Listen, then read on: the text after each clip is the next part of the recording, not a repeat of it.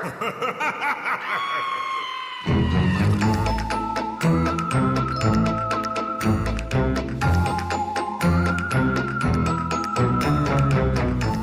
to Horrors Yet Unseen, the podcast where we assign each other horror movies to watch and then talk about it so our spouses don't have to listen to us go on and on and on about scary stuff they don't like.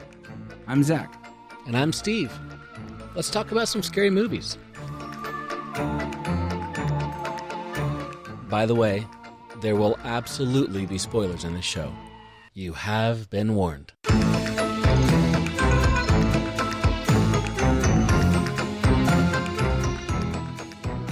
I need like a little urinal underneath my desk.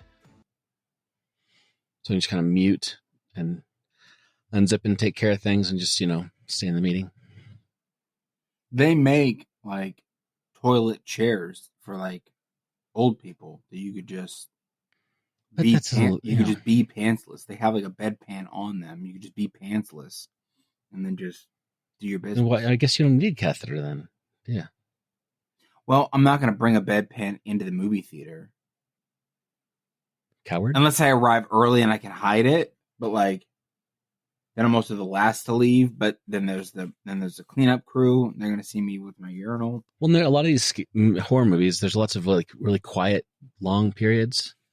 Yeah. Can you imagine being a really quiet period and really suspenseful and you hear this peeing sound in the back behind you? Yeah. Or you get one of them farts that just echoes. Mm. You know what I mean? I'm not sure. I'm not familiar with what you're saying. I don't understand. You've never farted on the toilet and it echoes. It's just a loud. I don't fart. Oh, well, I mean, congratulations. I just chose not to. Yeah. Congratulations. I hope that this is not in the episode. That'd be really great. No, but I do fart a lot. I mean, a lot? Go to the doctor maybe? No. It's a problem? I fart like a normal human being, but echoey farts. That's interesting. Yeah, because, you're kind of, assuming in this particular scenario, you bring a bedpan into the movie theater. Now you have to find a way to sit on this bedpan, but also make sure that... And have your pants down. Yeah, that's what I'm saying. Your pants are down. You freaking get out the whole time. No, we don't want that. We don't want that. Now, listen, if we're going to go there, then we're going to talk about it. We're not going to go there. So then we should not go there. Catheters as far as we want to go. Catheter in your urethra. Got it. How far up your wiener do you... I don't want to know, actually. Okay. I don't want to ever find out. I know I will probably find one day. I'll find out. I'll get stuck in the hospital for some random thing. It's not going to be random. It's going to be one of the two diseases that you have. No, dang it. I'm sorry. These are the cards that you were dealt, Steve. I'm sorry for breaking that news to you. It's either going to be MS or Parkinson's. One of the two. It's going to be when I'm doing a sweet ollie in the half pipe and I didn't quite make it. Steve, you're 47 years old. There's no way that you're doing... How old are you? 48. There's no way that you skateboard. 50-year-old dudes can skateboard. I used to. I don't do it now. It makes sense. You're Gen X that you skateboard. That makes complete sense. Yeah, my friend had a half pipe. His dad built him a half pipe. It's awesome. What? Just plywood. Yeah, it was it was not huge. Tony Hawk came to town when I was a kid. There's a skate shop in town. It's still there. And they brought this massive freaking half pipe. And he did tricks and stuff. It's cool. And you went to see Tony Hawk? Yeah. D-Generation X came to my town, so suck it. Freaking D-Generation X, dude. It's the WWE Tag Team Champions. I watched WrestleMania a lot when I was a kid. Yeah, it was the thing, dude. Yeah, so, yeah, but they can't. It was Billy Gunn and Road Dogg came to our town. They were they were literally, I think, the WWF Tag Team Champions at the time. Right. They came to do a signing at our mall. Yeah, but I only remember the ones I remember, Macho Man Randy Savage. Oh yeah, Hulk Hogan. Yeah, dude, snap into a Slim Jim, dude. Yeah, those are the ones I remember. Yeah, the OG. Yeah. Back when it was real, Back when it was real, that was The Attitude Era was formative for me, but I do very much remember being 6 years old watching, the Ultimate Warrior run down the like he's on freaking cocaine. He's just, and he's running down the. I remember when. Do you remember when? I think it was Geraldo asked Hulk Hogan about. He said, what about the fact that this is all fake, and he like punched him or something. Remember that? It makes sense. Geraldo's freaking lame.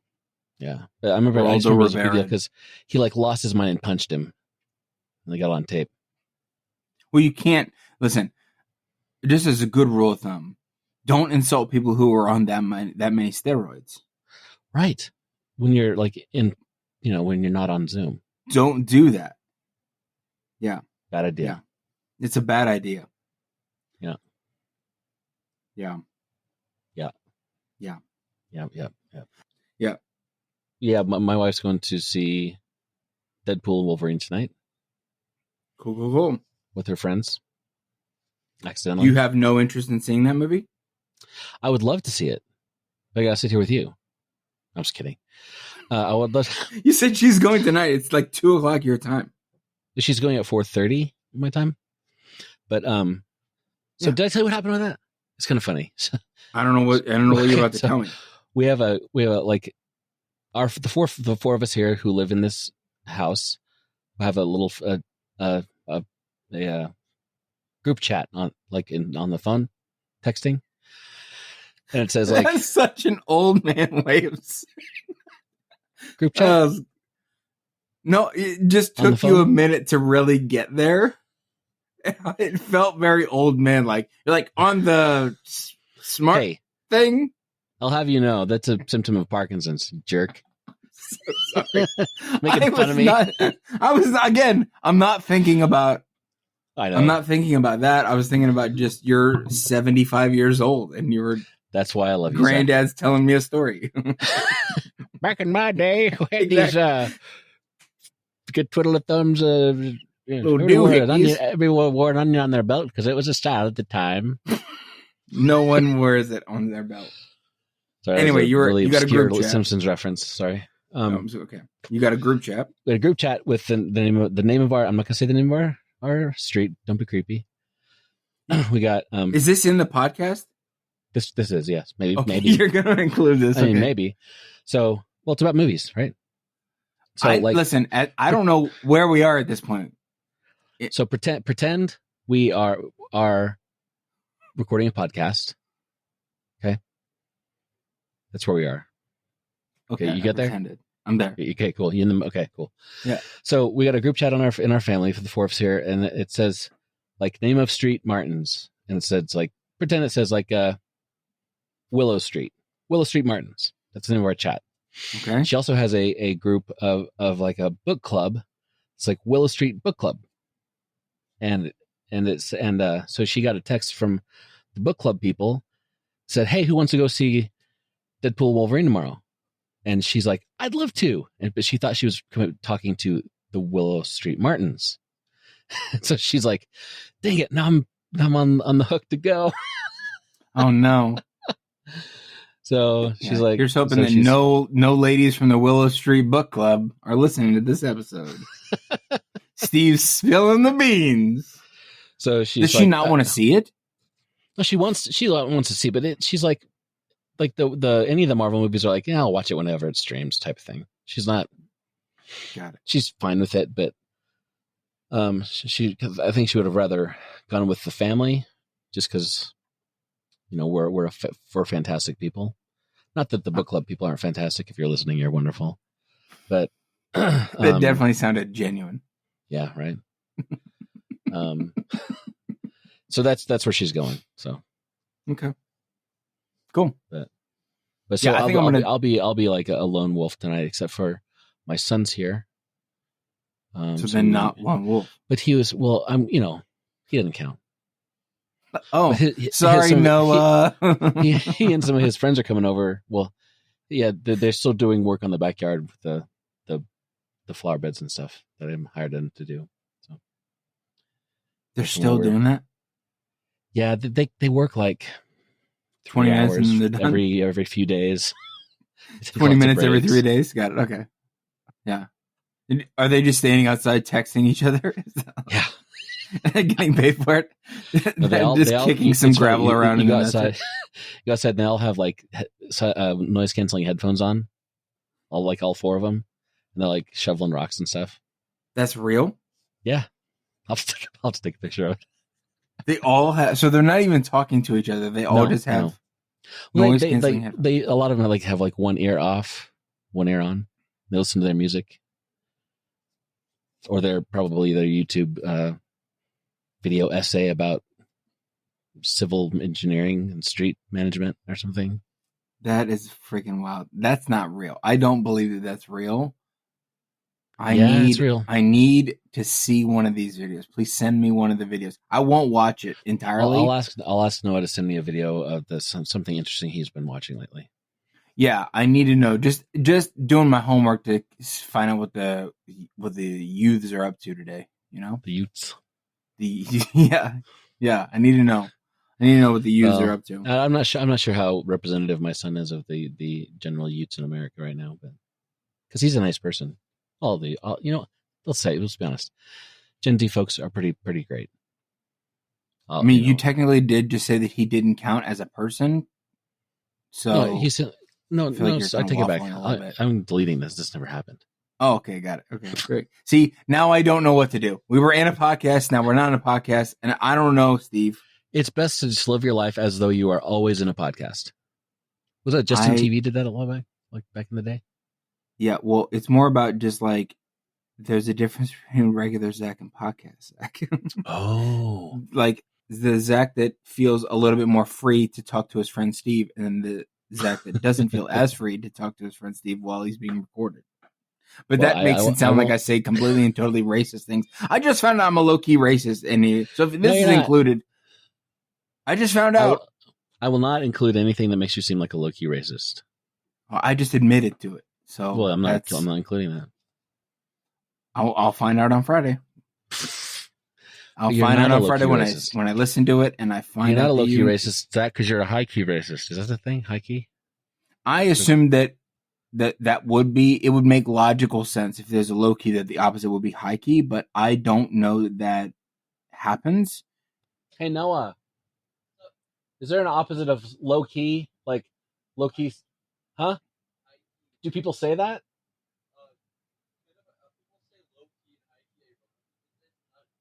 Steve is checking in with our correspondent, our youth correspondent. Thank Noah. you. So high key, but apparently it is said, but even low key now has become an ironic thing. They don't mean it anymore. It's like who's moving the polls? Someone's moving them. Gen Z, I think, is kind of more like a hive mind. So it's like they all kind of at the same moment decide, oh, that is now an ironic thing. It's not real. We don't do that anymore.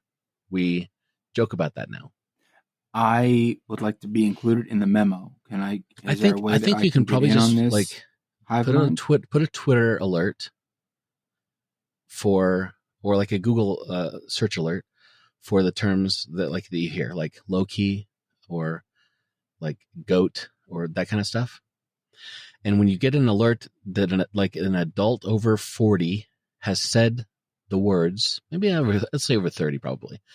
Over 30 so that's me. I know.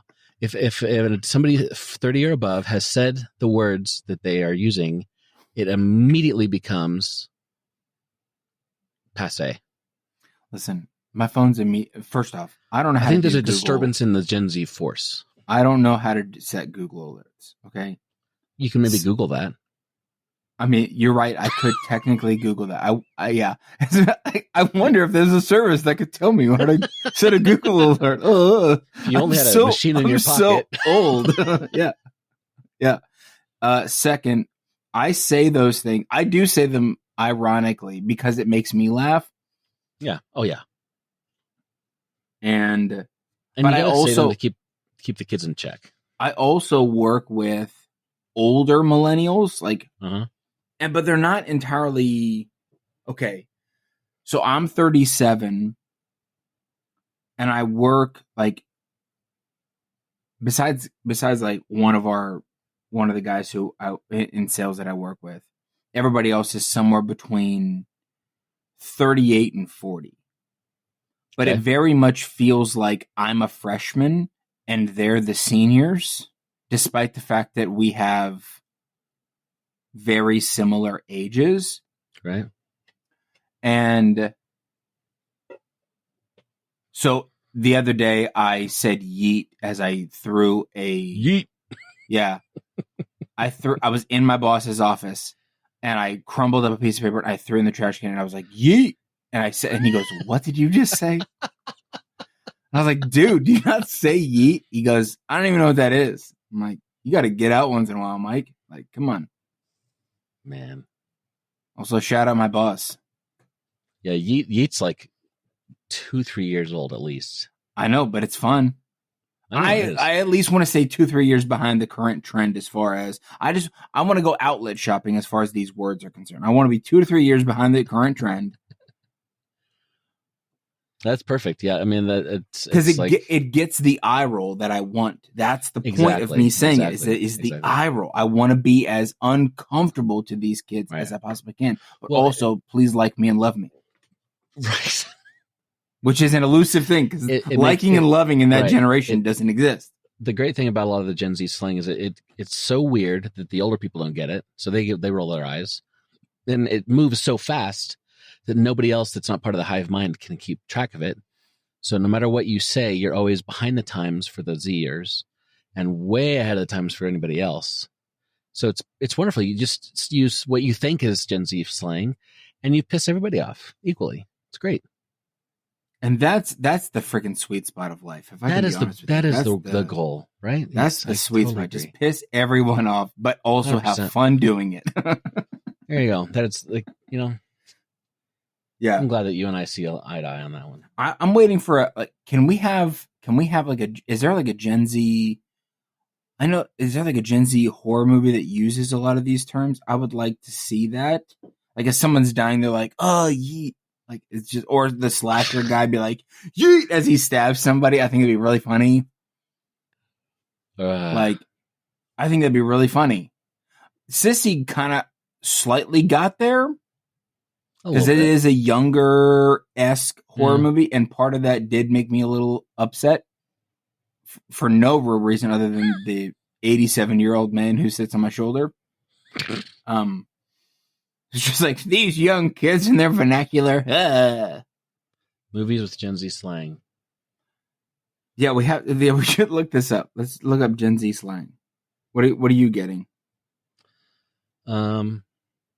Apparently the place we need to go is YouTube and TikTok. Well, I have those things, yes, but that's where you get Gen Z slang. What about Gab.com? What is that? It was updated on June 10th, 2024. Spill the tea. Oh, that is so old. No cap. Okay, yeah, that's old. Okay, bussin'. I think, yeah, no cap is definitely still used. What about Riz? Is that still used? This is such an old man conversation. Okay. Bet. I don't know why bet is a Gen Z slang. We used to say that in high school. Like, yeah. Sus. So one movie actually I think would be good for that purpose is Bottoms. Excuse me, no. Dude, that is a funny movie. Bottoms. That's so freaking hilarious. Have you talked to me about this movie? I've mentioned it before, but is it just about butts or what is it about? I'm just asking the question. I don't really know. It's just the way you said it is just cracking me up because. So have you heard the slang term for in a homosexual relationship? Yeah, someone is a bottom, someone is a top. Yeah. Right. So it's kind of riffing off of that, and it's about high school where these two lesbian girls who are friends. They're not involved with each other, but they've just been friends forever. They're not getting any dates, and they're not getting any action or whatever, and so they want to start. And they're seen as the losers of the school, and it's so funny because it's kind of like has a bit of a Mean Girls sort of vibe to it, but it's so campy. It's like purposely campy, and one of one of those scenes shows they're sitting in the class, and this voice comes over the PA, like the principal says, "Would the ugly no talent lesbians please come to the office?" And I'm nervous about Googling this movie because I feel like if I were to type in Bottoms movie, I might have to clear my browser history. Well, it'll be fine. Well, but and the jocks in the movie, the football team, wears their football outfits all the time. So just to be cliche, just to let everyone know that they're in the right, and they're all like, and they're all, it's funny, and it just came out this year. It's on Prime. Well, it's not on Prime. It's not. Okay, it's on MGM. It's on MGM Plus, and it's also on Prime. Yes, but because it's on MGM Plus, Prime is gonna, as soon as I click the Prime button, they're gonna be like, "Hey, you need to have an MGM Plus subscription in order to watch this movie." No, it's on. I just checked it. It's on MGM. It's on. I don't know about it MGM, but it's on for sure. Prime. Oh, look at that! I gave it 5 stars. It's funny. 5 stars. Well, cool beans. I'm gonna have to watch it. Ooh, what is? Okay. Just give me an idea. Ooh. A story or movie about a serial almost killer. So he just knocks around, people out? Yes. He goes in their house and stabs them, but fixes them up real quick, just enough so they live, and he leaves. Just lightly stabs or them. She or they. I don't want to be, gender normative. We want to be serial killer inclusive. I fully understand. Right. I mean, anybody can be a serial killer. Anybody can be a serial killer. Predominantly, it is men because there are a lot of Chads out there. So a lot of white men about our age. About your age, not my age. No, hold on. That's 30 to 50. I don't know what to say to that. Okay. Well, I haven't checked your basement, so. It's dank is really what it is, but not in the good way. Friggin' musty. It's musty AF, dude. Musty AF. Wow. Am I making you uncomfortable yet? Because it's a sweet spot if I am. No, not yet. Well, I will get there. Yeah. Okay.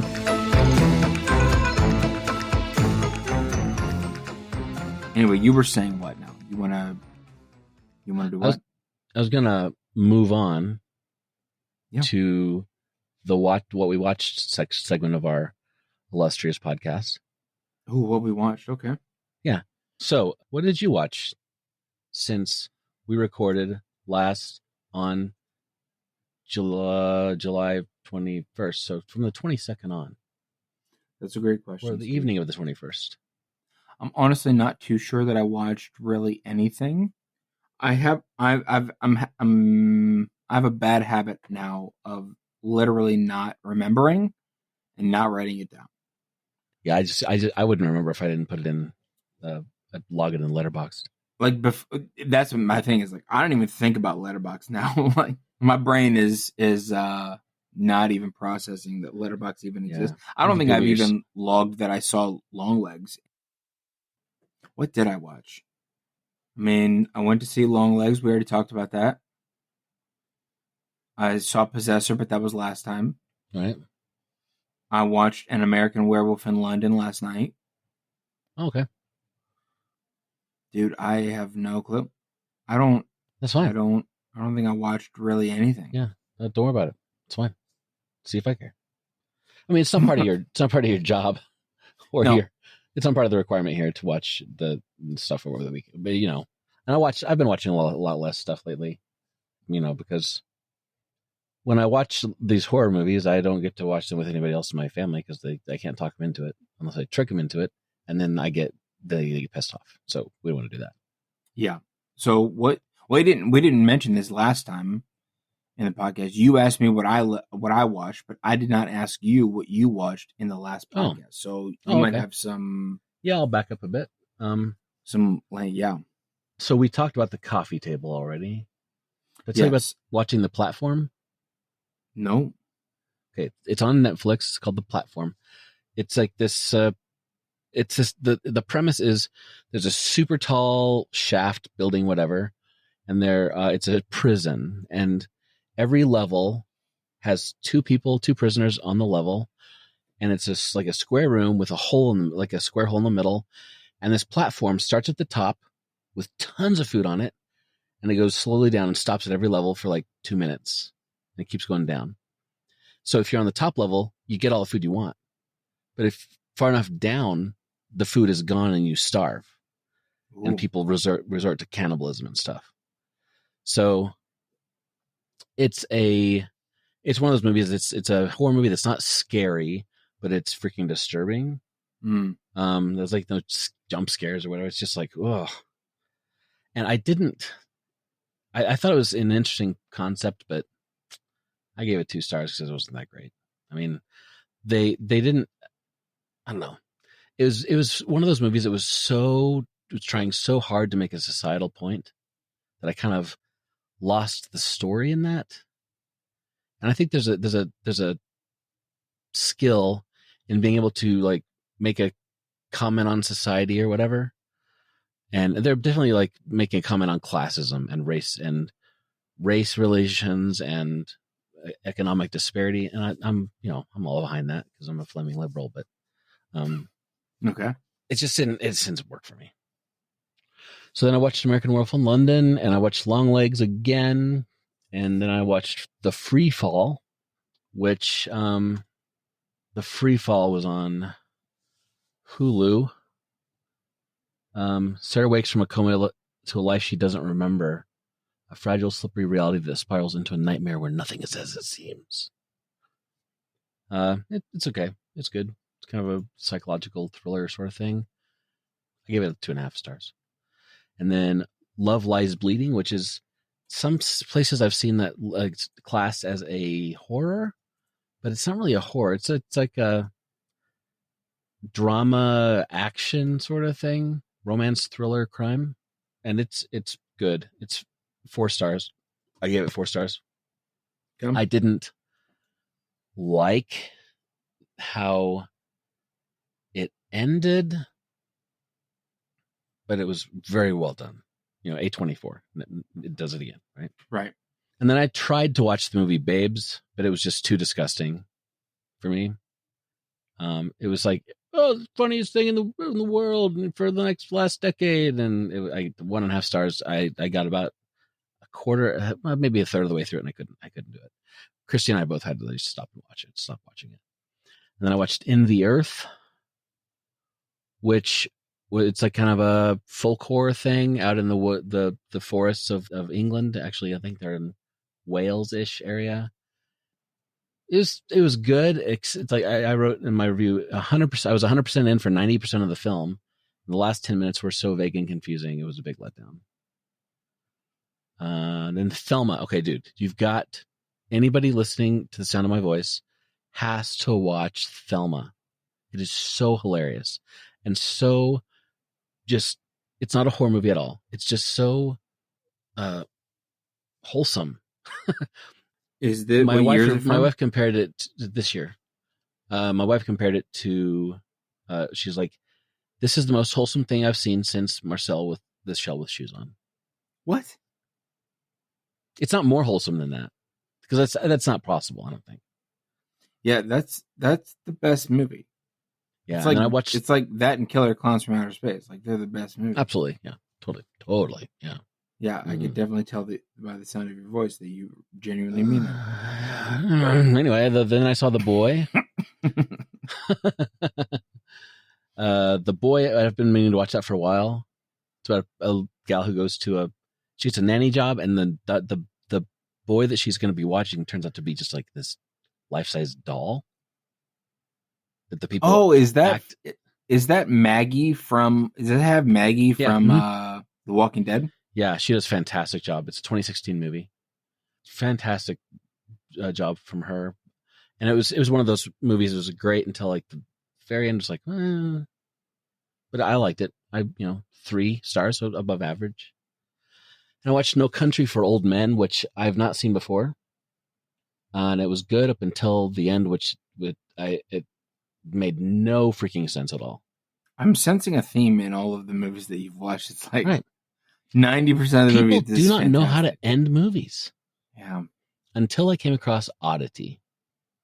I watched it in the theaters yesterday. Yeah. And dude, such a good movie. It scared me more than Longlegs, easily. Well, I mean, that was the scariest movie of the decade, so I don't know that that's entirely accurate. So here's the thing. I was thinking about a lot about this, and that's one reason I'm late on posting the Instagram review of it, which will be out by the time people hear this. But Oddity is in the moment while you're watching the movie. It is, to me, it was scarier than watching Longlegs. However, it's kind of a self-contained story, and by the end of it, it's got a fantastic ending. It's like just perfect, just well done ending, tone and everything. And it was so good at the end. People kind of like laughed, like, oh, that was great, you know. So it's kind of self-contained, but as you're watching it, Oddity is more suspenseful, more like you feel this sense of terror, and there's jump scares in it that are perfect. But Longlegs is a movie that sticks. It's going to stick with you. You know what I'm saying? As you're obsessed with it. Yeah. Obsessed with it, dude. The only thing that could have made that movie even better is if they had like a jar of pubic hair. That'd have been like the only thing that. I'm just kidding. I'm totally just kidding. Well, they had bags of hair and teeth, you know. I understand that. Nope. If you've not listened to the last couple of episodes, I've just realized if you're just now jumping into this and you don't know the context of what I just said, that probably came off even more creepy than normal. But hey, I said it, and I'm not gonna go back on it. So this movie is very well done. I don't think it's necessary to see it in a theater, but if you watch this movie, it needs to be in a dark room with not doing anything else, not scrolling on your phone, you know, not, you know, like writing poetry or working on your dissertation. Who's writing poetry in the theater? Nobody. I'm not like, I mean, if you're at home, don't like pull up the thing on your TV and sit there and write poetry like everybody does. I mean, that's what I do when I watch. Getting tired of people writing poetry during movies. Gosh, it's such a problem. I know. Anyway, so if you you need to like turn everything off, turn off the lights, make it dark, watch this movie. It will make you pee your pants and maybe poop a little bit, and but then by the end you're like, that was awesome, and then you'll be done with it. Do the same thing with Longlegs, and you're gonna have nightmares. Yeah, does that make sense? It does make sense. It's like in the moment scarier, but not as long lasting. Yeah. Yeah. Okay. So. Well, I did remember I did watch House on Haunted Hill from 1999. I've already seen it technically, but I kind of just wanted to rewatch it. Something 1999. Yeah, 1999. The year of our Lord, 1999. Pre Y2K. Oh, it's good. Okay. Have you seen it? No, I'll put it on my watch list. You totally should. It's. Well, I mean, I've seen the Flanagan version. The what? The Flanagan version. What is the Flanagan version of this? Mike movie? Flanagan. I know Mike Flanagan, you ding dong. I'm asking you, what's the movie? The House on Haunted Hill. It's like the series on Netflix. Isn't that what it's called? I think The Haunting of Hill House. Oh, Haunting of Hill House. That's what it was. Okay, I'm confusing. I was conflating the two in my brain. I'm sorry. Yeah, this is the remake of like the Vincent Price movie from like the 60s or whatever. Right. Okay. Yeah. Okay. There we go. Yes. Yeah. Oh, Mike Flanagan has watched this movie though. I follow him. Oh, has he? Did you talk to him? He's my friend on Letterboxd. Got it. No, he's not. He doesn't follow me, but I follow him. Oh, okay. I was gonna say, dude, if you're freaking friends with Mike Flanagan on Letterboxd, I'm gonna poop my pants. He's got good lists, by the way. Mike Flanagan. If you go look at his lists, What's the likelihood that Mike is actually in charge of his own letterbox? I think he is, because he writes stuff about he makes comments on people's comments, and it sounds like it's him. He's got favorite horror movies, the best of 2024. He's already got a trailer up there for Life of Chuck. Nice. It's a short story from one of Stephen King's stuff. I'm down. Oh, Tom Hiddleston, Mark Hamill, Karen Gillan. Dang. That's gonna be good. Kate Siegel, of course. So I'm getting distracted. Sorry. I did watch that movie. It is exactly what I thought it was. Mm-hmm. It's good until we get into the CGI part of it. And then I can't believe that was CGI in 1999. Is it bad? It's not great. It definitely. I would like to see an updated version of this movie. I know that it might not be necessary to do that, but I think that it's very 90s. I think it's very 90s horror, and I don't hate it. It's actually a pretty decent. It's actually a pretty decent movie. I know that a lot of people probably don't necessarily like it, but yeah. And then I watched. What the heck was that movie called? Story Time. It's a short film on YouTube by Dylan Clark. It's where a girl is listening to a podcast episode about a girl's life, and she slowly starts to realize that the podcast episode is playing out in her life. Oh, that's creepy. And so do you keep listening to find out what's going to happen, or do you turn it off, kind of thing? It's a short film. It's only like 7 minutes long, but Dylan has been, dude, that guy knows how to write some short horror movies. That's fantastic. Look into that. Yeah. We put up on our Instagram the question: names for a prequel or sequel to Longlegs. Funny answers only. Oh, I missed that. I'm sorry. Only got one response. 5 people saw it. One person responded. I told him we'd shout him out, so I don't know if you're listening, but at JackWB_1955 wrote Fat Feet. Yeah, I thought it was hilarious. Fat Feet is, and I don't know that could be a prequel or a sequel, because you can go Fat Feet, then Long Legs, or you could go Long Legs, then Fat Feet. That reminds me. Have you seen the video that was put out of the song that Longlegs sings? Yeah, I watched it on YouTube immediately. Like fire hiss or something. Yeah. Yeah, I didn't watch the whole thing. It's incredible. Yeah, it's creepy. Yeah, the more I dive into Longlegs, it might be. I'm gonna have to update my top 4. It's amazing. Yeah, I'm gonna have to update my top 4. I need to get into I want to get into the lore a bit of the website, like the somethingkillings.com or something. Whatever it is, dude. I need to figure it out. I need to. Yeah. I will say this. I would like to get some Scott.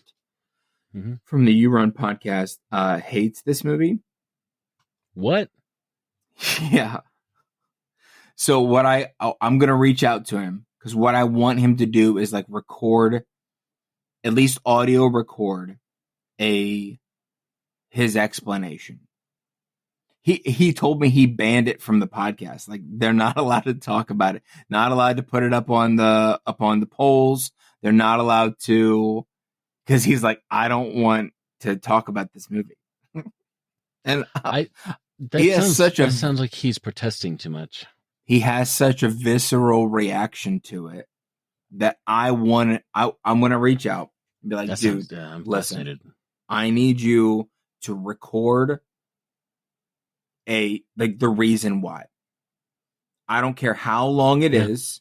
Just record an audio version, send it to me. Has he not done it on the podcast at all? No, they've not. I don't think they've talked about it at all. I don't think he wants to, but I'm like, I want to know personally, so you and I can talk about it. Like, I want to play it on our podcast, play his thing on our podcast, so we can talk about. Explain or it didn't happen. Yeah. Or just call him and be like, dude, we're just gonna have a 3-way call now, and we need to talk about this because we both enjoyed this movie a lot. Yeah. And you absolutely hate it. It's the same with Terrifier. Like, I hate Terrifier. I will still go watch those movies though because, a moth to a flame. I mean, but you have a reason. Well, it's because they're garbage movies by garbage people who need to burn in hell forever. But that's just me in my own opinion, and I'm binding that on other people because freaking my opinion's right. And so, but because he has it's objectively a good movie. It's the best movie. It's the best movie of the last 10 years, Steve. It's pretty darn good. No. That's not the most pretty good darn movie of the last 10 years. Well, okay, I'm not going to argue with you because you're pretty adamant about this. Yeah. Yeah, it's the best movie. It is the best movie in 10 years, Zach. It's I don't like that. I'm just giving you a hard time. It's very, very good. Tubby Time is in my brain forever. And I can't get it out, Steve. You put it in there and I can't get it out. If he is having such a hard problem with this movie, I'm wondering if he must have grown up with the life-size doll of himself and that had like the demon ball inside of it. And that's the only explanation. It's the only logical It's too close to home. Yeah. Yeah. Or maybe his dad looks exactly like Longlegs. I'm going to be honest with you. I mean, they are from England, so that kind of tracks a little bit, but just unnecessary shaded England. Yeah. Yeah, that would be awesome. But both also terrifying. Yes, there has to be some sort of trauma. Maybe he ran into a long-legged character growing up, something like this. It has to be. That's the only logical conclusion. I'm gonna try to see if he can send me a recording because I at least want to know. I very much want to know. Yeah. I agree. Steve, I wanted to share my screen with you. Do it. Because there's something that I want to talk about. Whoa. 2? In a Violent Nature 2? Yes. So this is an official. He's got the hook still.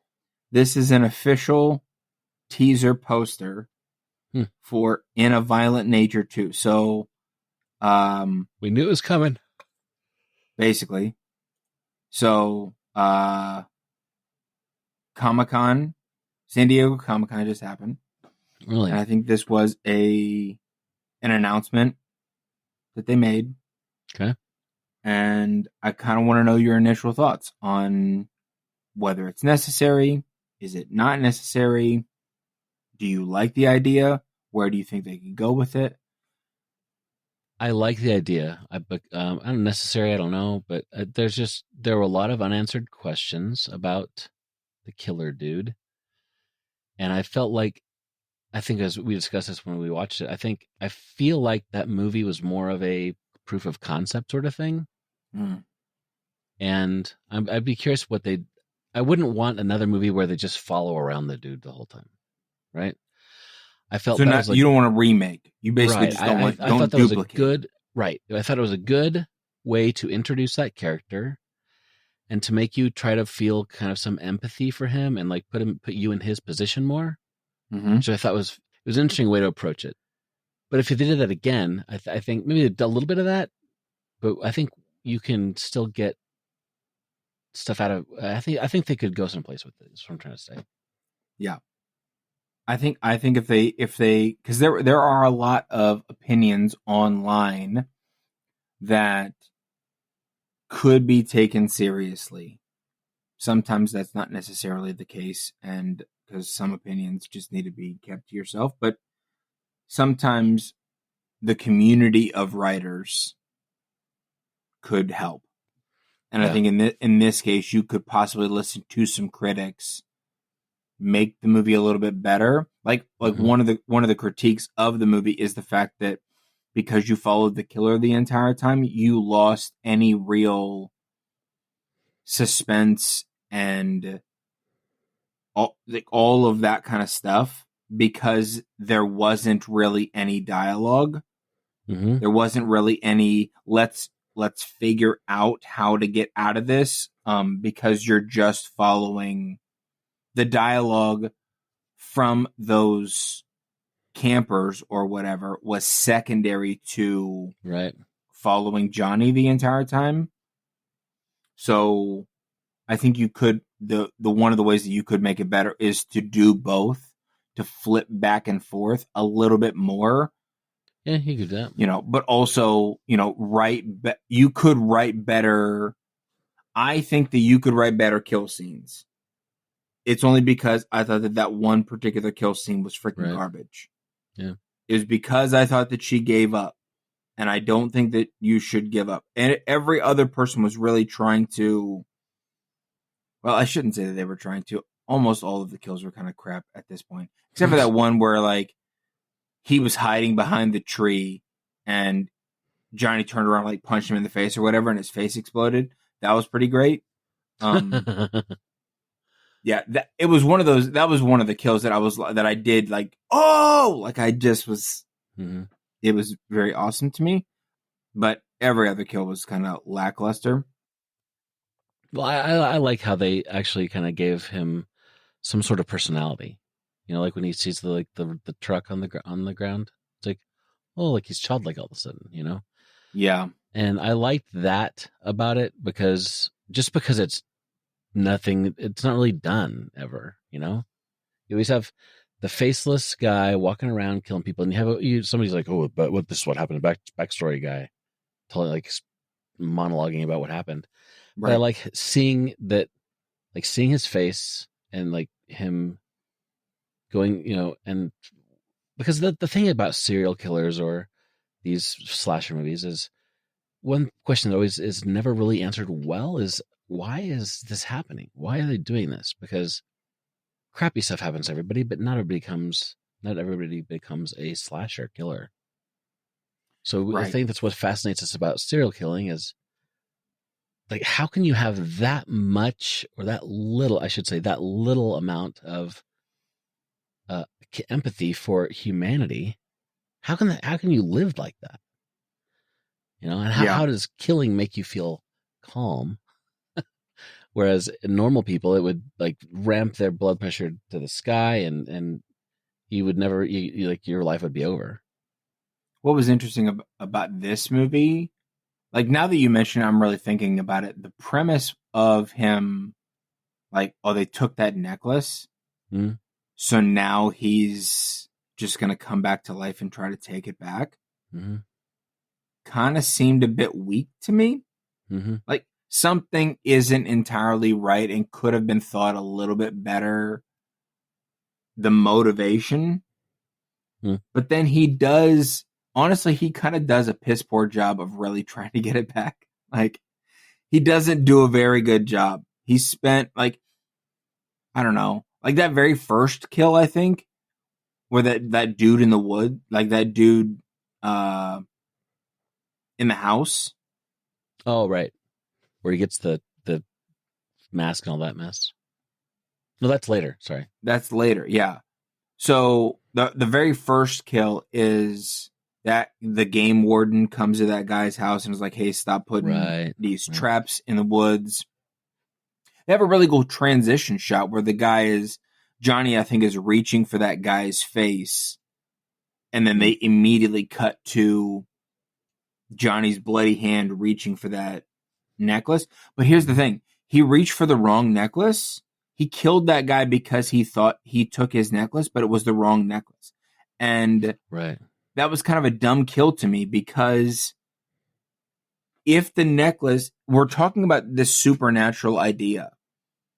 You disturbed the necklace was the thing keeping Johnny in the grave. So now there is this supernatural aspect to the necklace. It's a charm. It's a Horcrux. It's something like that right. that is keeping his grave at peace. And you mean to tell me that the first thing out of the first kill out the gate, he confused this necklace with some other golden necklace? Like that seemed kind of dumb. That seemed kind of dumb to me. It seems dumb now. It's a good point. I enjoyed, to some degree, I enjoyed watching the movie, but yeah, it was what it was. I'm very interested to see where they're going to go in number 2. I'm hoping that it's not going to be the same kind of half-baked plan where we're just going to show more interesting kills. Because it feels like we could go down that road with Johnny because of the grotesque nature of the yoga kill. Where this movie just becomes, instead of actually becoming a cool slasher film or a slasher franchise, it's just an avenue by which we show how gross we can be as far as imagining what the kills are. Oh, speaking of that, speaking of kills, I forgot that I didn't have a movie on here. I watched yesterday evening with Christy. We watched Boy Kills World. Ooh, how was that? Good. Your face is telling me something different. I'd probably call it like 3.5, 4, maybe 4 stars, because like near the end, the ending fight with the dude was just too long. Just kept going on and kept going on. Mm-hmm. But overall, it was good. But what I was going to say is, there's some very bizarre kills in that show. There's some very interesting things going on. Yes, but yeah, it was good. I recommend it. Yeah, I went to see Boy Kills World in theaters. That was I enjoyed seeing it. There obviously were some aspects that probably could have been better, but it was a fine. If you just mindlessly kind of watch it, sure. It was decent. It wasn't necessarily bad. Yeah. So we got some more Comic-Con stuff to I don't really have any like announcements and stuff. Yeah, I mean, like Dexter Original Sin is getting ready to release. Yeah, and there's another one too. They're releasing 2. Dexter Resurrection is going to be being shot, which I think is a prequel. Odd, and only because I thought that it was pretty definitive that he died. And apparently so did a bunch of other people. And now they're like, oh, yeah, we're just going to resurrect Michael C. Hall. And so they have the series with him up in Alaska. Have you seen that one? That's what I'm talking about. Oh, yeah. I watched the first couple episodes of that. He supposedly died. Spoiler alert. That's Dexter New Blood. Yes. And there's Dexter Resurrection. Dexter Original Sin is apparently, I think, a prequel. How he got to be the way that he is. Mm-hmm. Dexter Resurrection is post New Blood. Oh, post New Blood. Okay, so I haven't watched. Apparently, it's just one New Blood's just one season, and I haven't watched the whole thing. Yeah. Robert Downey Jr. is going to be the first iteration of Doctor Doom. Really? So yeah, it's because they're going in the multiverse route. Marvel's going in the multiverse route, which is cool. I'm down with. Because they figured it wasn't confusing enough already? Well, it's because that's kind of the direction. That's the direction they've been going with Loki and the introduction of the TVA and like all of this stuff. And Doctor Strange introducing the multiverse and different worlds and whatnot. Right. So there were a couple people online that were just like, I don't even know how Tony Stark is going to be Victor Von Doom, and I'm like, that's why I said he's the first iteration. He's not 616 Doctor Doom. He's so the universe that we're in, I think it's 616. the universe that we have been following this entire time has a Tony Stark. Tony Stark is Iron Man in our universe. But in other universes, Tony Stark was Doctor Doom. And so it's like how they're going to introduce the Fantastic Four is a Fantastic Four from another universe.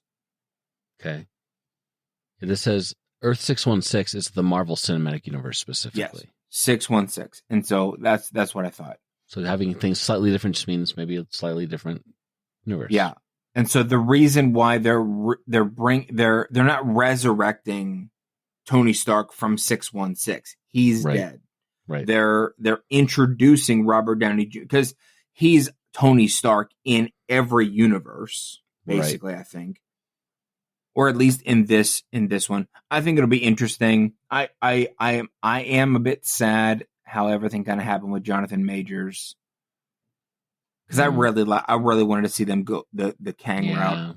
I was, and now they're not even gonna do anything like that. They just kind of pretending like he didn't happen. Basically, I think they're gonna probably retcon the entire thing. Which I'm sad Loki, isn't it? I'm sad for a couple of reasons. Number one, Jonathan Majors is an amazing actor. Number two, what happened to him in real life?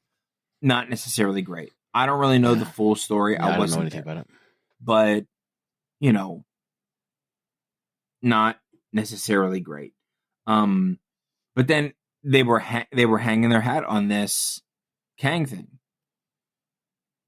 Oh, yeah. He was going to be Kang in a bunch of different universes and all of this stuff. And they primed him up for Loki and all of, just the next Avengers movie was going to be the Kang Dynasty. Like, they were going to go big with Kang, and they completely scrapped the entire thing now. And so I feel like the next movie might be a little unhinged from what we're currently seeing. But the Russos are attached to it, so I have full confidence that they'll write something that is amazing. Yeah. So anyway, that's I don't really have a whole lot of news out of San Diego Comic-Con. That's interesting stuff. There's a bunch of different stuff that happened, but also I didn't do a very good job of prepping this episode. That's okay. So we should talk about our movies this time around. Yeah. It's been like 2 weeks. I think I'm first this week. You are first this week.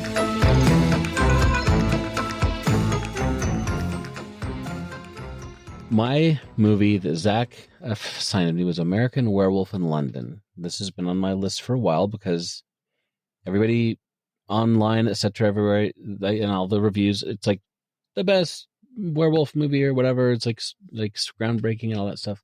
Mm-hmm. So I'm glad you assigned it to me because it's kind of forced me to watch it because I only have like 1,000 movies in my want to watch list or something. Yeah, crazy. How many do I have? Let me see. Watch list 826. That's all. We'll figure it out. Anyway, 826. Holy smokes! Yeah, I only have 367. If I filtered just for horror, I got 438. By the way, did you know that when you're filtering things on Letterboxd, like for genre, you click on genre, drop down, and you pick horror, for example. Cool. Mm-hmm. Shows you only horror. You click on horror again, and it has a little Ghostbuster symbol, and it's like it shows you every genre but horror. Yes, I like that's kind of handy. That is handy. Handy little UX addition. They still don't have a smoking hot turds button, and I'm very disappointed about that. Get your own turd. Get your own turd. Is that what you just said? Button.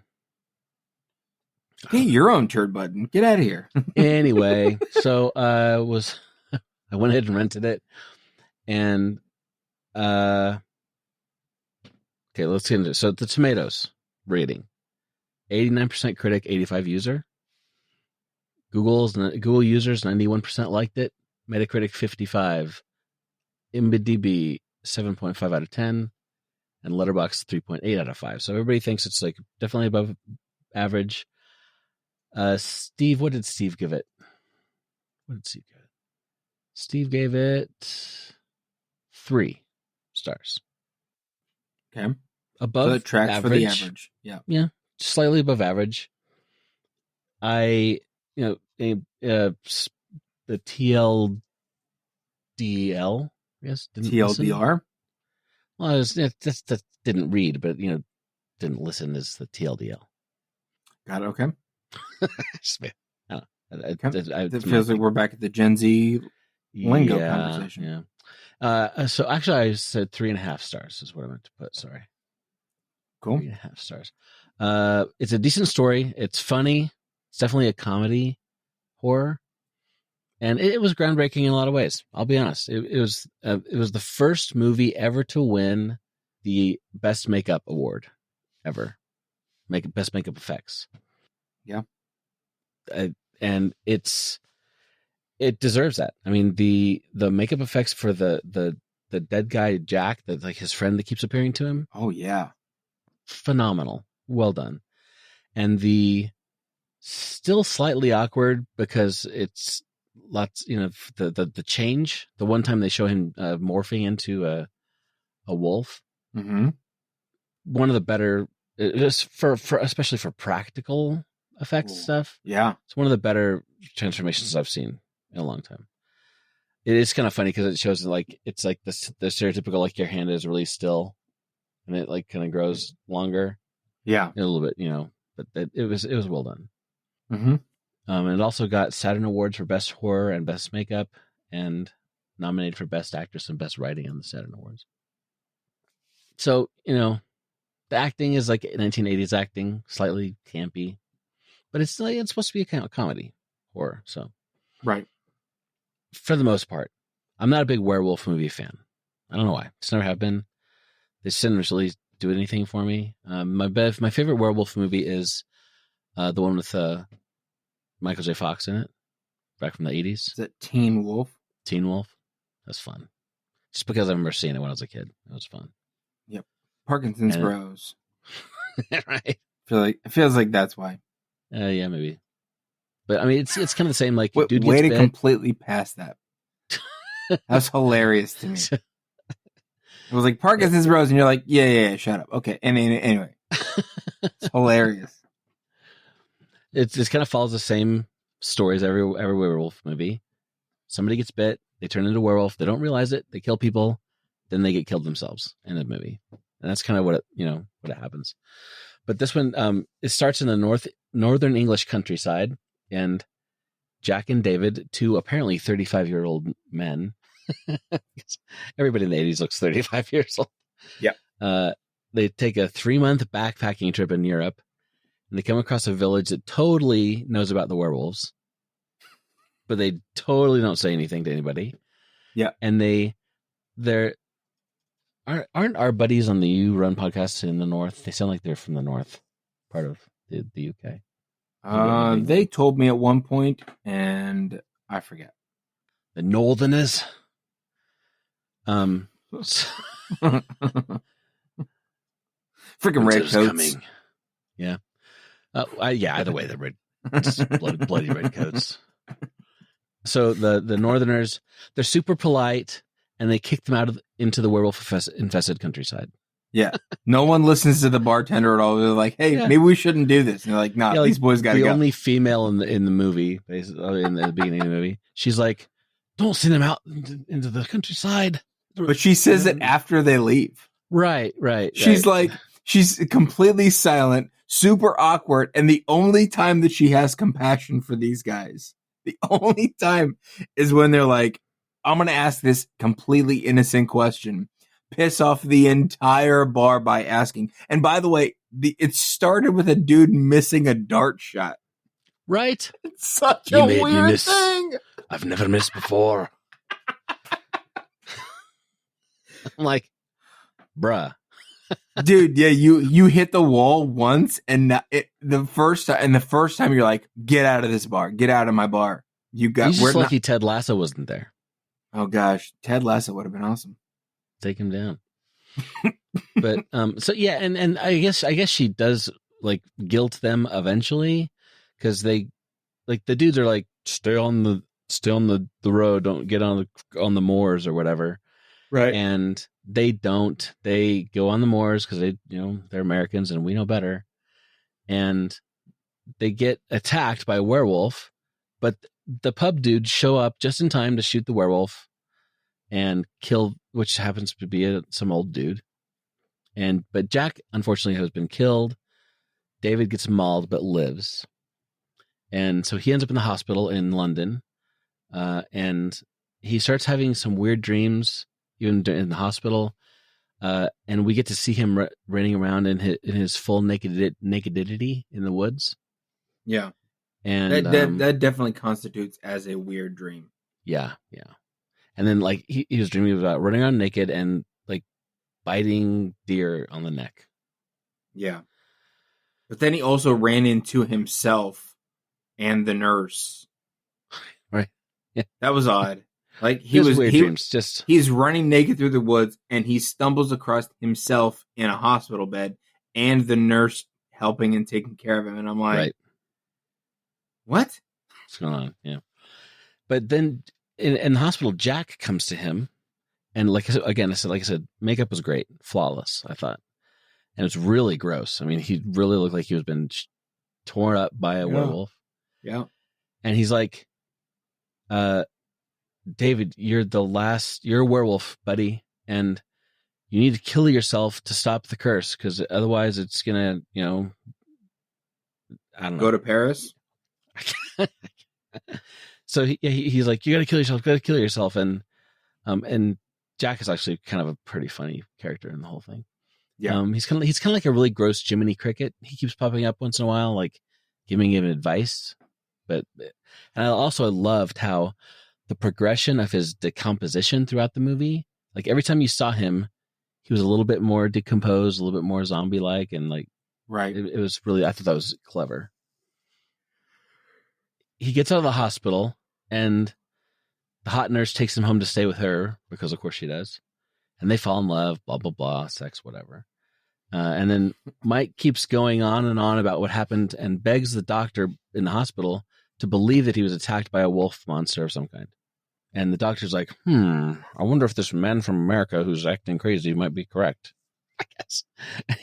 And so he goes up to this pub and tries to find out what's going on. And one of the patrons of the pub is like, the full moon is coming. We got to stop this before it happens. And so the doctor now believes that it's a werewolf thing. But side note, this little kid in the hospital, the only line he says is no, constantly. Yeah. Annoying little kid, admittedly. But the nurse says to him, have you ever been severely beaten about the head and face? The neck and face? And he's like, no. And she's like, haha. I'm like, were you just threatening to beat a little kid? Yep. Yes, she was. Welcome to She the was 1980s. fed up with the fact that he was saying no the whole time. So she's like, I'm going to jokingly tell you that I'm going to beat you about the head and shoulders. But this is why Gen X people are broken. 100%. I think it's just why the world is broken. It's freaking boomers, dude. Yeah. Yeah. If you're a boomer listening to this, get the heck out of here. Yeah, we'll get off our podcast. Get off my lawn. Get off my lawn. Okay, then now we have the first and only on-screen transformation, and like I said, it's pretty impressive. The limbs growing longer, even his snout growing longer. I thought it was really well done. Mm-hmm. And then he wakes up, and we see him going around killing people. He kills a bunch of people all around London. And he wakes up in the wolf enclosure in the zoo, completely naked, and he doesn't remember what happened. Doesn't seem to anyway. And then again with the kids. He's like a naked man in the zoo, and he comes up to a kid asking for his balloons, and he steals them. And the best line of the whole movie, "Mummy, a naked American man stole my balloons." I don't know, it's a funny line. I thought it was funny. Yeah. Anyway, and so the doctor's convinced, and they've hidden it, and he's like, "You need to bring David in here now." So they go to the doctor, and David learns about all the murders around town, and he realizes that it's him doing the murders. And he tries to go to the cops and he's like, please arrest me. I'm killing people. And they're like, go away, you dumb American. And so then he runs away, and then he sees Zombie Jack again outside a porn theater, and he goes inside. And so he follows him into this porn theater, and in the theater, he meets the ghosts of the people that he killed the night before, and they're making him feel really bad. And then Jack tries again to convince him to kill himself, but then he turns into a werewolf again and kills everyone there. And he breaks out of the theater, and it's like this pandemonium in Piccadilly Circus in London. And I think there's cars crashing into each other all over the place, running people over. I think that the number of people that get killed because they're freaking out is probably twice the number that he killed as a werewolf, which I thought was funny. But they look for him, and the nurse, Alex is her name. She comes across him in an alley, and he almost attacks her, and she's like, "I love you, David." And the wolf calms right down, and you think everything's going to be okay, and then boom, boom, boom, boom, the police fill him full of holes, because that's what police do. And David immediately turns back into a human, and he's naked on the ground and full of bullet holes, and that's the end. Like I said, I'm told that Werewolf in the Paris one is a sequel, but so we shall see. I'll have to add it to my list for later. But I thought overall it was a good movie, and like I said, it was very 1981. That's a long time ago. It's at least 10 years ago, and the what? It's at least 10 years ago? Yeah, at least. Maybe at least 20. One thing that I always have a problem with, or often have a problem with comedy horror movies, is the imbalance of comedy and horror. And this one was actually pretty good. It had some really funny stuff in it, and it was jokey enough and campy enough. Yeah, that was pretty good. 3.5 stars. 3.5 stars. Yeah, yep. It was a pretty enjoyable movie. Well, what about you, Zach? What did you watch?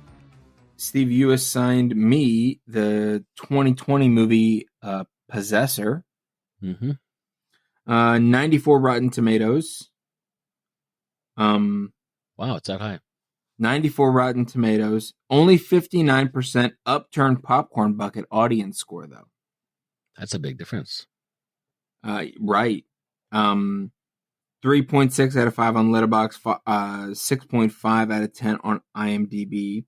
The Letterboxd synopsis says, Tazia Voss, an elite corporate assassin, uses brain implant technology to take control of other people's bodies to terminate high-profile targets. This is the whole, it's too much of the movie. She sinks deeper into her latest assignment, or as she sinks deeper into her latest assignment, Voss becomes trapped inside the mind, or that threatens to obliterate her. So, I don't like this synopsis because it does not tease. It tells you exactly what's going to happen, which bothers me. I felt the movie is less about what happens and more about how it happens and what's going on. You know, the visuals of this movie are fantastic. Yeah. So basically, it seems like there are two. From everything that I'm reading, there are 2 cuts of this movie, despite the fact that I can only find one. The longer cut was on something for a while and it went away. I didn't get to see it. So there is a rated R cut which seems to be available. I wrote down there's a rated R cut which seems to be available on streaming, and an uncut version which I watched on Tubi. So, but everywhere I look, both of them are the exact same runtime. Like if you go to iTunes, and try to buy this movie, it's the same runtime as the uncut version on Tubi. Huh. But the rated R version is supposed to be less time than the uncut version. So I'm not overly that's why I said it's unclear to me that there are 2 versions of this movie. Yeah. Apparently The difference between the two is that the uncut version has a little bit more gore in the movie than it is Brandon Cronenberg, right? The rated R version. But also everywhere that I look says that like there's no plot change. It's not like there's a director's cut where he completely cut the movie very differently together. They're basically the exact same movie, except for there are scenes that are a little bit longer. Or maybe like a variation of the same scene. It's like more blood or whatever. Yeah. So as of the time of this recording, this movie is on Tubi. And now a brief message from to the CEO of Tubi. During this hour and 41-minute movie, I watched a total of 29 30-second advertisements. That's too many advertisements. That's too many. It's too many advertisements. Get it together. And that was a brief message to the CEO of Tubi. Also, I want to echo that message for the Plex CEO or whatever. Dude, that's how I watched An American Werewolf in London. Yes, me too. It freaking drove me nuts. Oh, like every commercial break, there was like 6 commercials. I'm like, freaking stop. And they were like the same commercials. Yeah, I don't even know what the heck is happening. Also, one thing that I don't like about Plex is the fact that they don't allow you to close caption stuff. At least on the Apple TV app. I don't like that. No. I want to watch, especially with British people, I don't understand what the heck they're saying. So we're just throwing shade. I'm just throwing shade. I like to watch movies sometimes with closed captioning. Just because sometimes the dialogue is quiet or the score may be a little too loud or whatever. Or just personal preferences. Leave me alone. But the fact that I can't do that, also Plex doesn't tell you when they're going to drop an advertisement. There's no little like tiny little dot. No. You're just watching a scene and then all of a sudden you're in 6 advertisements. And I'm like, all right, well, I could just go to the bathroom forever because this movie's never coming back on. So yeah, the hour and a half movie took me way too long to watch because holy smokes. So this is I'm in my notes and observations section. If you would like to know if a child dies in this movie, spoiler alert, yes. I'm going based on doesthedogdie.com. Yes. If you would like to know if a child dies in this movie, a child dies in this movie, and it was super jarring to me. Pretty brutal. He doesn't just die by getting shot in the chest with one bullet. Okay? I mean, technically that was the first bullet, but the kid takes like 4 or 5 bullets to the body and then 1 to the head and blows the back of his head out. And I was like, oh my gosh, that's too many bullets for a child. Yeah. That's too many bullets period for anybody, but because you're in a horror movie, so you're like, fine, whatever. I'm kind of fine with it. But also there's the shock of the kid getting shot. Mm-hmm. And the shock that his mom was doing it. There's layers to it. So there's the shot that like he gets shot, the camera pans over, it's the kid. You're like, oh my gosh, he got shot. Mm-hmm. Then they unload the gun at the kid, and the last bullet goes through the back of his head, and the camera is back there, so you see the back of his head explode. Yes. And I was like, oh my gosh, it was rough. It was so much. It's as you're processing the whole thing, this is what's happening to this kid. I'm like, oh my. Yeah, the only person in this movie, it feels like, to have gotten a worse treatment is Sean Bean.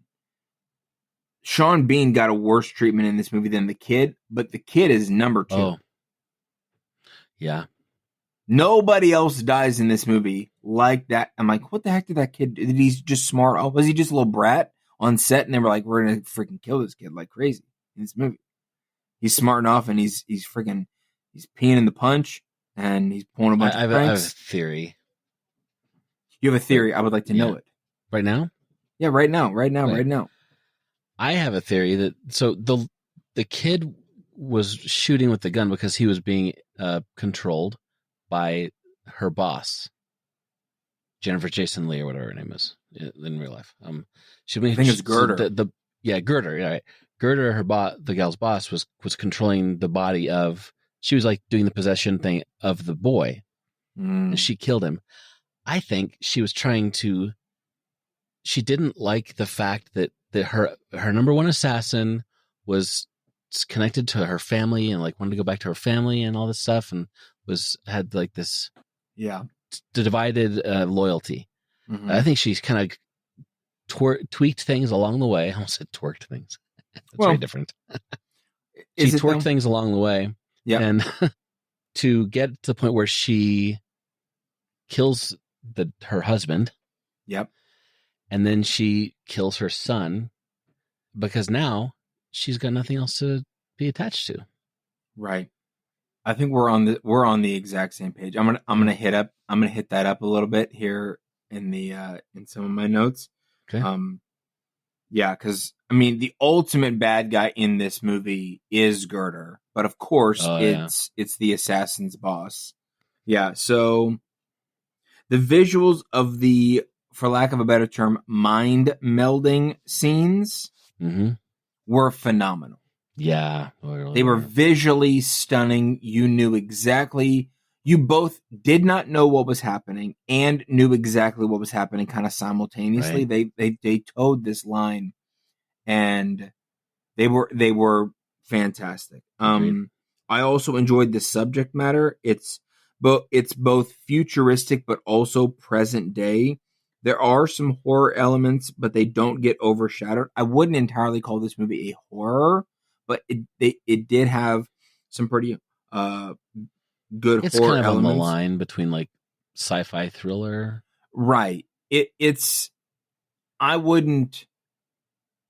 Yeah, this movie is like a psychological thriller, sci-fi thriller kind of thing. I wouldn't fully call it a horror movie, but there are some horror elements to this movie. Right. But those horror elements do not overshadow the story. The story of this movie was well written, well directed, well told. So I haven't done a full breakdown, or at least a partial breakdown in a while. I'm going to do that. This movie follows a woman named Voss. By the way, I wrote this 2 weeks ago. I'm reading it for the first time in 2 weeks right now. Okay. So here we go. Who knows what jokey Zach actually said 2 weeks ago? We're all about to find out together. This movie follows a woman named Voss. She is a highly trained assassin who possesses other people's bodies in order to get closer to, quote unquote, the target, which, from my perspective, seems like a pretty unique take on the assassin genre. In order to do this, a person must follow the target, watch their moves and the people around them, basically do some recon, and then choose someone, I'm assuming based on certain criteria, as the one to be possessed.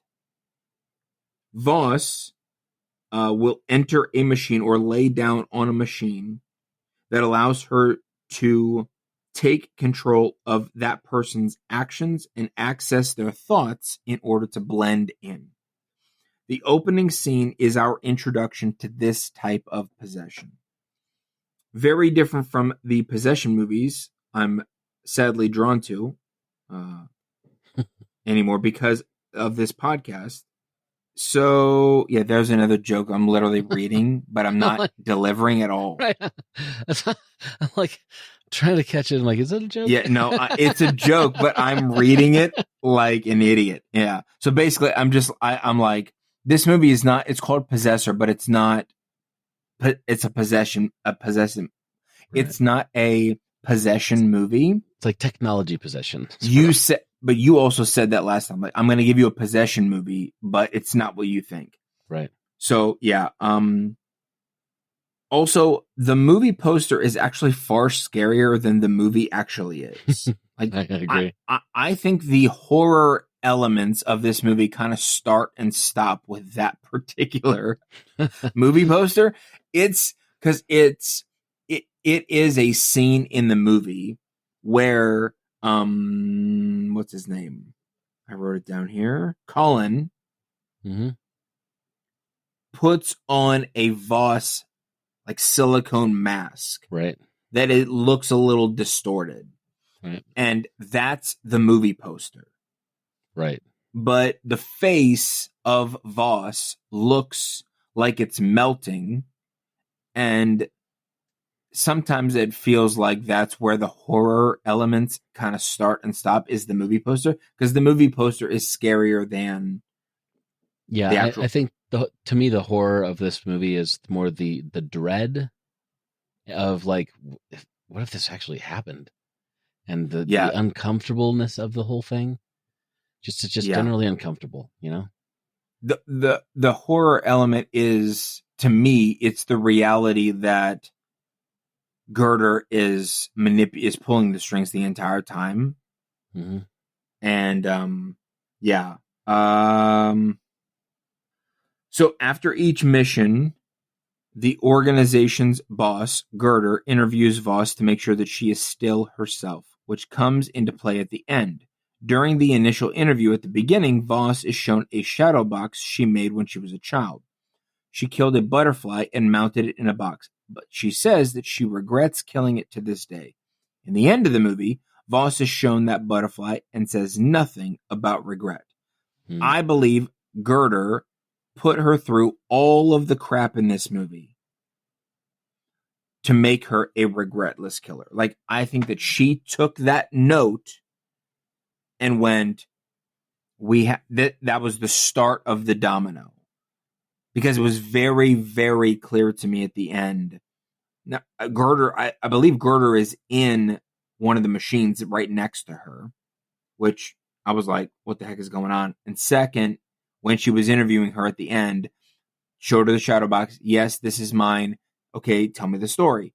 Here's the story. I killed this butterfly, mounted it, and the movie is over. And I'm like, oh, she didn't say anything about regret. And Voss Girder has kind of this look on her face. And I'm like, freaking that hoe did it. Anyway, she's a fictitious woman. I'm not sexist. I know. And I'll just keep repeating that until it's true. I'm just kidding. It's just jokes. Voss has a family that she is separated from. Unfortunately, they all die at the end of this movie because Girder kills them. Yeah. Part of me wonders if Girder knew that Colin was a poor target and would wrestle with Voss in order to cause her. Because how much was she pulling the strings? That's my point. Is like, there is certain criteria that a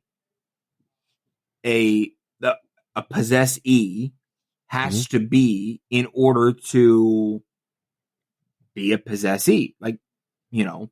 And it makes me wonder if that opening line where she says, I regret killing that butterfly to this day, and that also I've been talking to Matthew, I think his name is, her husband, and like her waffling loyalty makes Girder choose a target that would cause Voss to really wrestle.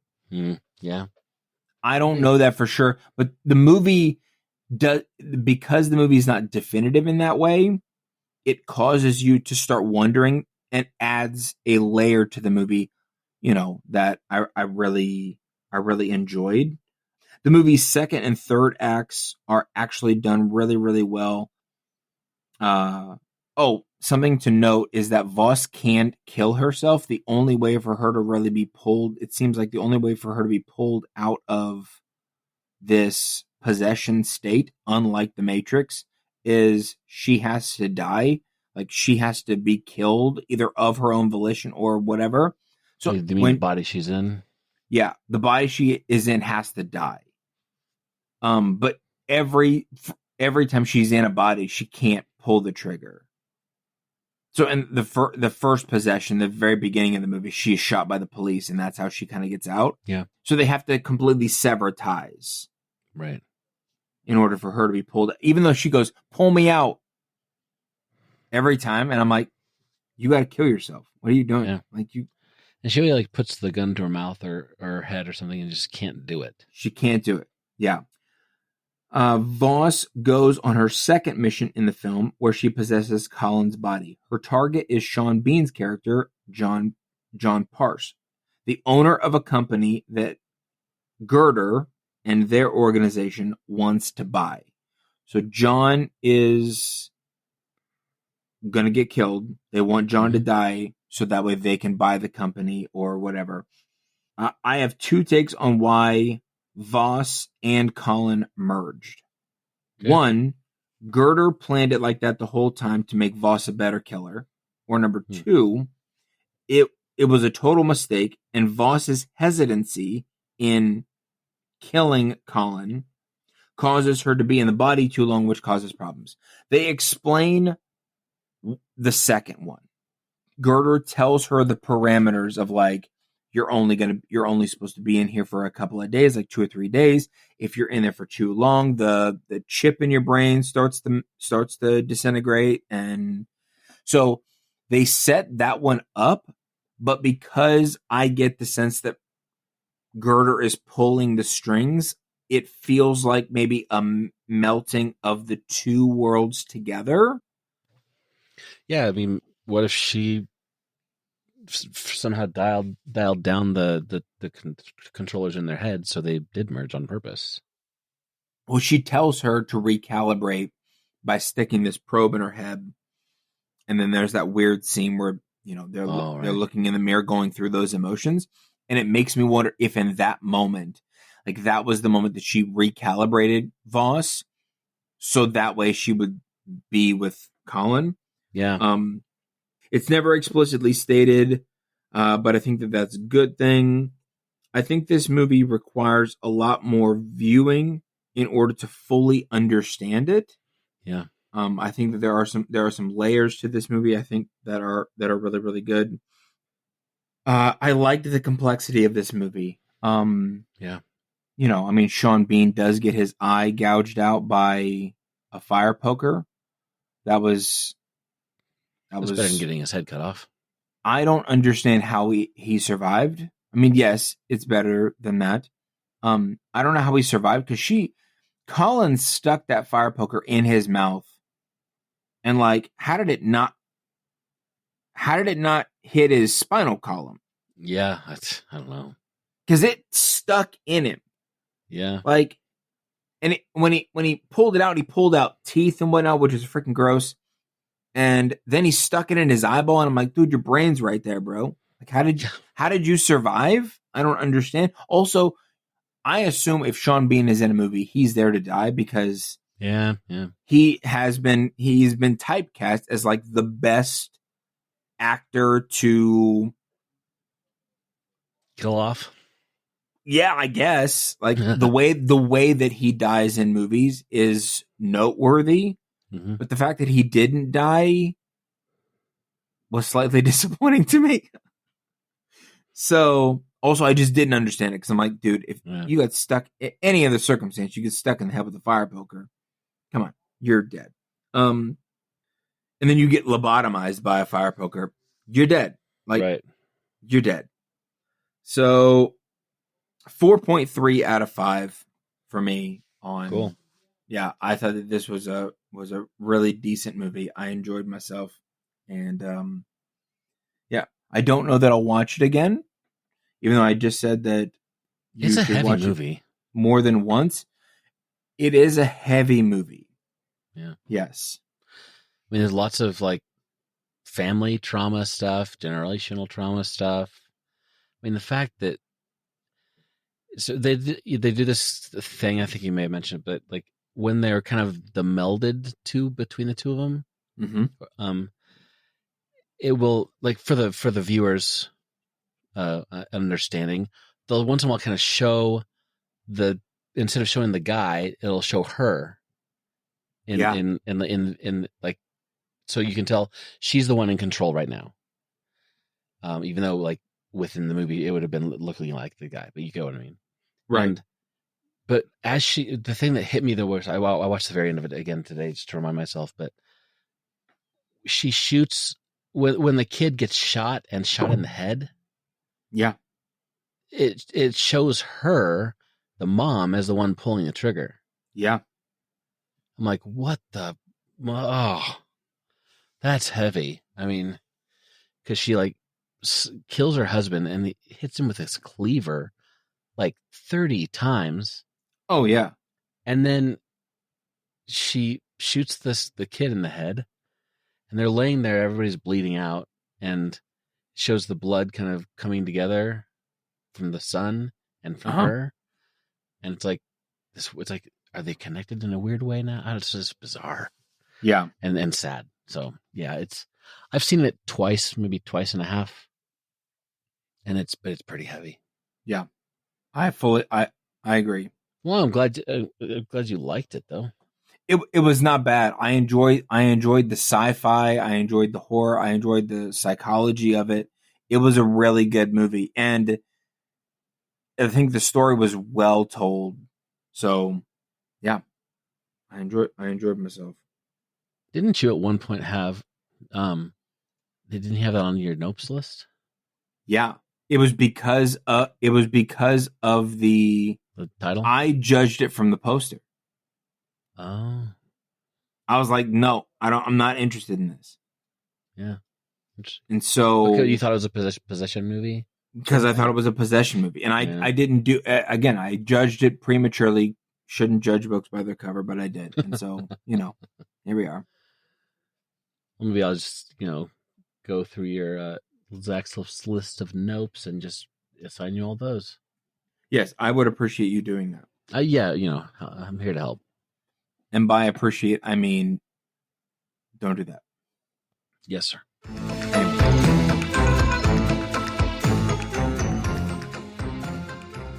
All right, buddy. I have your movie all assigned. Yeah. You do? I just spun it. I'm ready to rock. You just spun it? What? Yeah. Yeah, I'm ready to go. Hit me. Dude, we're going back to 27. What? Which is a weird way of saying 2007. Lot 7? Yeah, year of our Lord, 2007, the year after I graduated from high school, to a movie called Paranormal Activity. Yeah. Yeah, Paranormal Activity. This is on your want to watch list. Yep. I have 4-starred this movie. I'm gonna rewatch it, and because I think it's worth rewatching. Yeah. So, yeah, Paranormal Activity. I've heard a lot about this movie, and I heard that they filmed it in 7 days.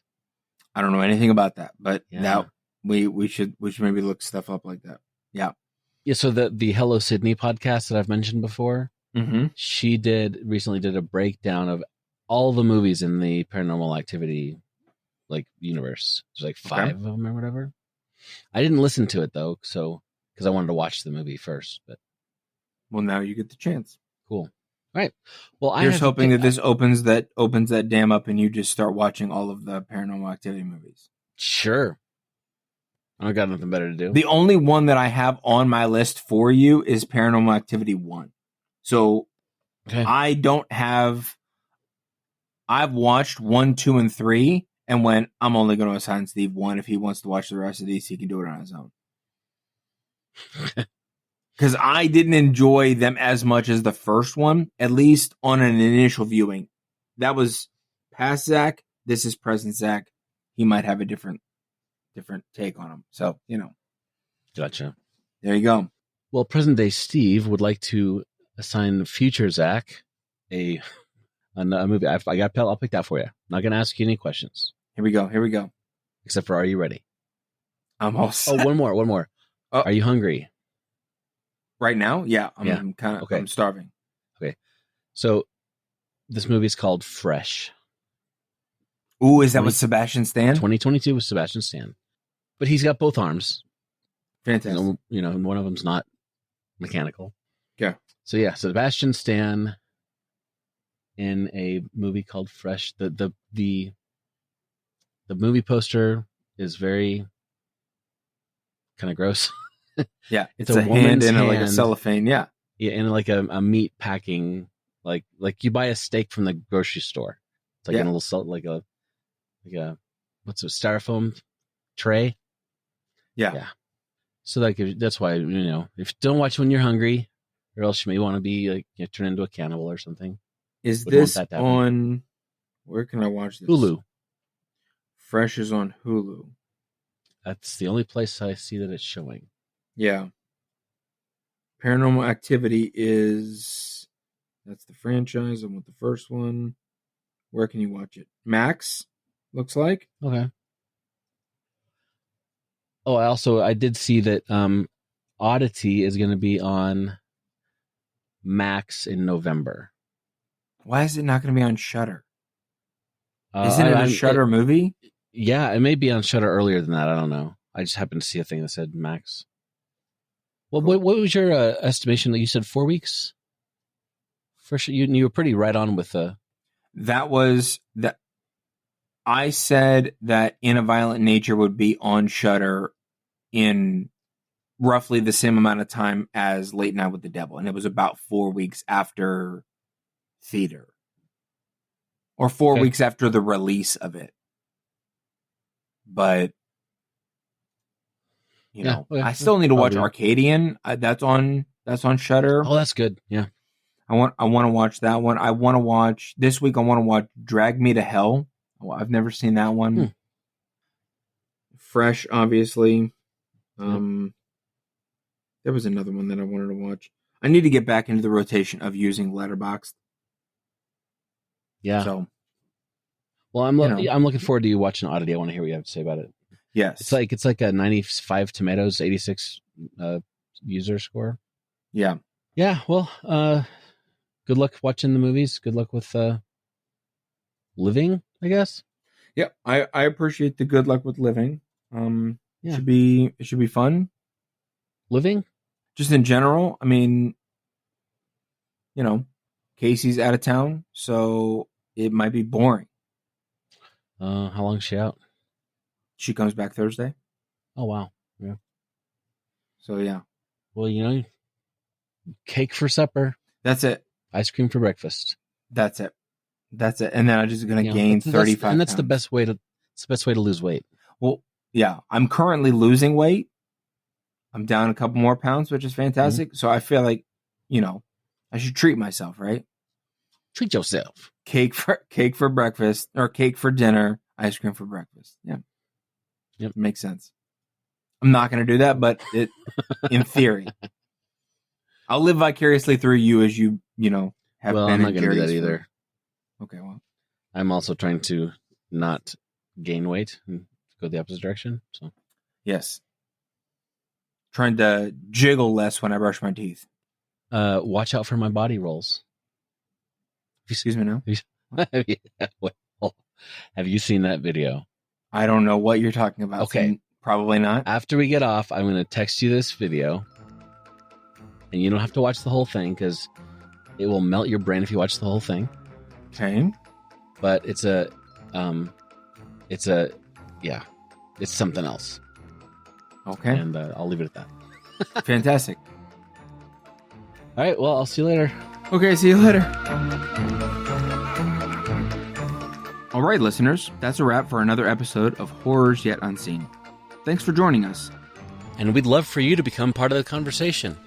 Just drop us a voicemail at 1-216-202-5495 or email us at horrorsyetonunseen@gmail.com. And keep up with the latest by following us on Instagram. That handle is @horrorsyetonunseenpod. We'd also appreciate it if you like and review our show on Apple Podcasts or Spotify. Your support means a lot to us. See you next time.